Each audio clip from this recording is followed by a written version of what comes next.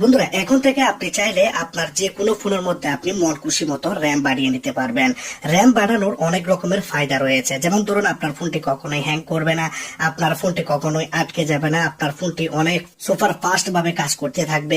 এবং বন্ধুরা, আপনি যদি ফোনের মধ্যে কোনো রকমের অনলাইন গেম খেলেন তাহলে আপনাকে ল্যাগিং প্রবলেম নিয়ে, হ্যাঙ্গিং প্রবলেম নিয়ে কোনো রকমের চিন্তা করতে হবে না।